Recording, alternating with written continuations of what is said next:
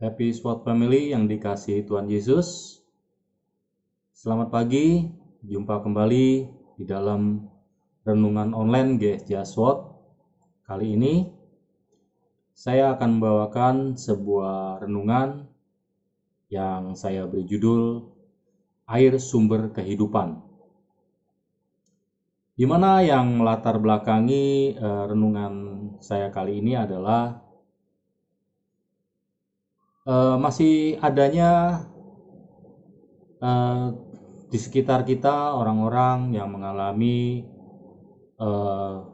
imbas daripada pandemi COVID sekarang ini ya. Mana kita tahu penyebaran COVID ini semakin hari semakin meluas. Bahkan penyebarannya sudah merambah ke klaster keluarga. Hal ini berdampak pada tentu saja penurunan ekonomi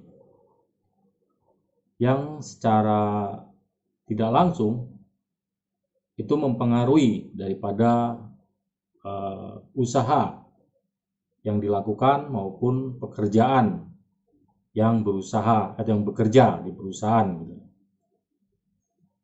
Hal ini mengakibatkan banyak orang yang mudah sekali mengalami stres, frustasi, depresi, dan tekanan berat untuk menanggung beban kehidupan.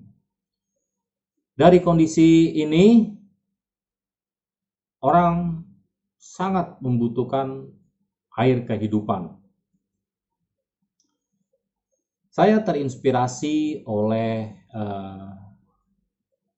sebuah akuarium ya, dimana baru-baru ini saya tertarik untuk memelihara ikan di dalam akuarium. Pertama kali saya memelihara ikan itu dalam suatu akuarium yang sederhana, dan di dalamnya cuma ikan aja sama alat untuk filternya gitu. Namun setiap hari kenapa airnya selalu kotor gitu, dan saya selalu menguras setiap hari gitu. Dan suatu ketika saya melihat gitu, ada sebuah akuarium dengan model aquascape gitu, dimana model aquascape itu didesain gitu dengan satu desain yang keindahan alam bawah laut bawah air gitu. Banyak modelnya ya, ada yang modelnya air terjun, ada yang tebing-tebing, sungai gitu, dan rumputan, bukit gitu. Dan saya coba untuk membuat model aquascape itu ya dengan pola yang sederhana, karena ternyata di situ sirkulasi atau filternya itu bagus gitu. Jadi tidak lagi setiap hari menguras akuarium terus gitu. Yang saya pelajari dari akuarium tersebut adalah ada dua hal. Yang pertama adalah air sebagai sumber kehidupan, dan yang kedua adalah aliran air sebagai sumber kehidupan. Yang pertama, air sebagai sumber kehidupan ya. Kalau kita lihat akuarium, komponen air merupakan hal yang utama di dalam akuarium tersebut, di mana ikan maupun tanaman yang ada di dalamnya itu sangat tergantung kepada air, terutama air yang bersih. Kalau airnya bersih, otomatis ikan dan tanaman yang di dalam akan tetap segar, fresh gitu ya. Nah, bagi manusia, air juga merupakan kebutuhan hidup yang sangat penting ya. Kalau kita tahu bahwa air itu sumber kehidupan kita gitu. Di mana semua makhluk itu tidak dapat bertahan hidup tanpa air gitu. 71% permukaan bumi aja ditutupi oleh air gitu. Sisanya 29% tuh daratan. Dan kalau kita lihat tubuh kita, itu kadar air dalam tubuh kita tuh lebih besar, mencapai 70%-an. Dari penelitian juga ya, manusia itu dapat bertahan untuk tidak makan itu bisa lebih dari 8 minggu. 8 minggu ya, jadi sekitar 2 bulan. Tapi maksudnya dia tidak makan tapi minum gitu, bisa lebih dari 8 minggu. Tapi kalau dia tidak minum, ya tidak minum, dia hanya bisa bertahan sekitar 3 sampai 5 hari saja. Berarti air itu penting gitu dalam tubuh kita itu. Memang tidak ada kehidupan tanpa air. Kita tahu semua makhluk hidup juga perlu air. Tanpa air ya akan mati gitu. Hewan akan mati, tanaman akan mati gitu. Kita pun pasti akan mati. Air itu merupakan sumber kehidupan, sumber kesuburan bagi tanaman gitu. Bagi makhluk dapat tumbuh dan dapat berkembang gitu. Lalu apa hubungannya dengan kerohanian kita? Kalau kebutuhan air dalam hidup secara jasmani itu begitu penting, apalagi kebutuhan akan kerohanian kita, kebutuhan air akan di kerohanian kita. Kita sering lupa ya, kadangkala kita sering lupa untuk memberi asupan minum bagi jiwa dan rohani kita gitu. Mungkin kita selalu sibuk untuk memberi minum secara jasmani kita saja. Ya. Seringkali kerohanian kita itu mengalami kekeringan. Jiwa kita itu haus. Dan jika dibiarkan terus, kita bisa mengalami yang namanya dehidrasi rohani. Di saat seperti itulah kita bisa goyah, gampang sekali goyah. Kita bisa kehilang kepercayaan, hilang harapan gitu ya, kehilangan motivasi, kehilangan semangat gitu ya, dan bisa menimbulkan rasa cemas, rasa takut, rasa khawatir gitu, rasa bimbang, ragu gitu, emosi kita juga tidak stabil gitu, sehingga kita akan kehilangan sukacita dan damai sejahtera Tuhan gitu. Lalu bagaimana supaya kita dapat menikmati air hidup dari Tuhan Yesus Kristus dalam hidup kita gitu. Tentu saja kita harus menyadari, kita akan sadar akan diri kita bahwa kita itu butuh air hidup itu secara untuk kerohanian kita ya. Tuhan Yesus menyerukan ajakan bagi orang-orang yang haus. Tuhan Yesus mengajak untuk datang kepadanya.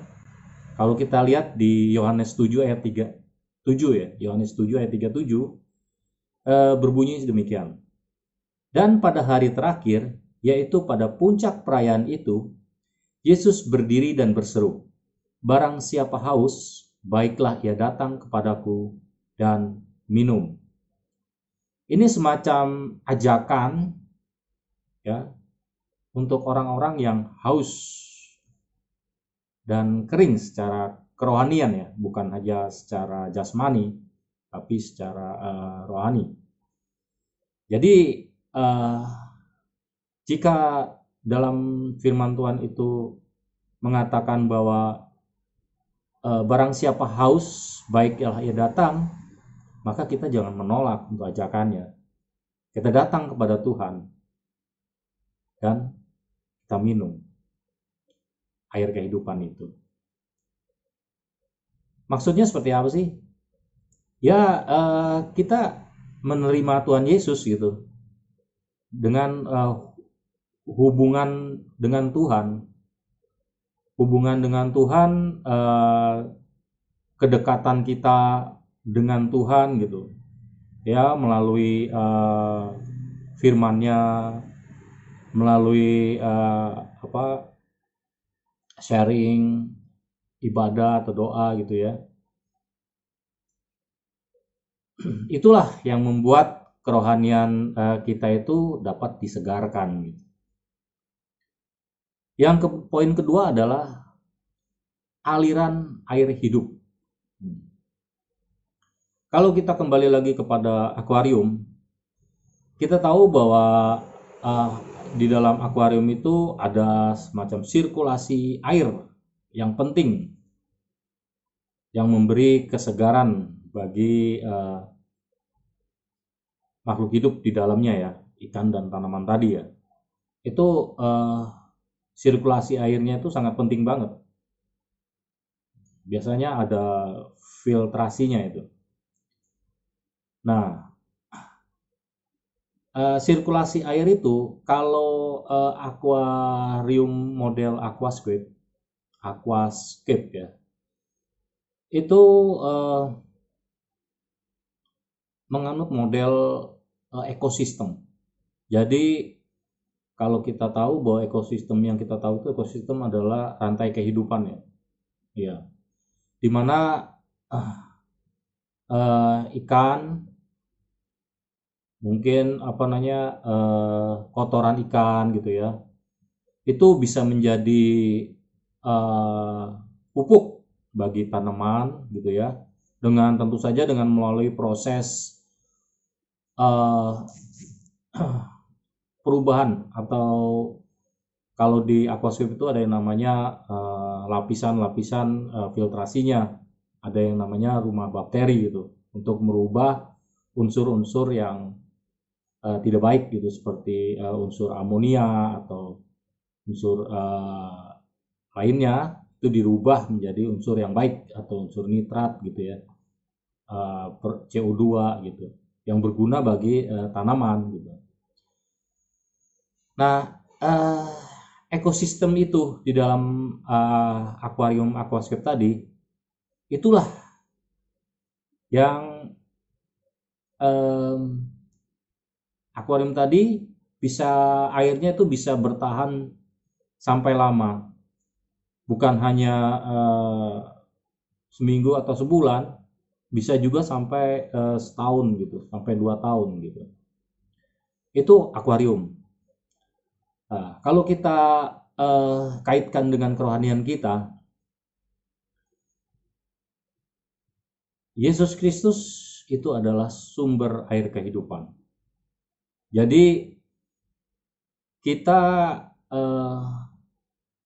mendekatkan diri kepada Tuhan, kita harus mengenal lebih dalam pribadi Tuhan dengan hubungan kita kepada Tuhan gitu ya. Kalau akuarium itu kan terbatas airnya ya, maksudnya airnya yang ada itu salah sirkulasinya ya, airnya itu aja gitu.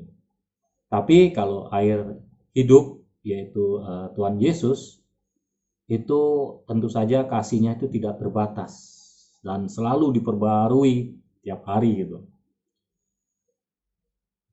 Itu kalau kita lihat ya, di dalam Yohanes 4 ayat 14 berkata demikian, barang siapa minum air yang akan kuberikan kepadanya, ia tidak akan haus lagi untuk selama-lamanya.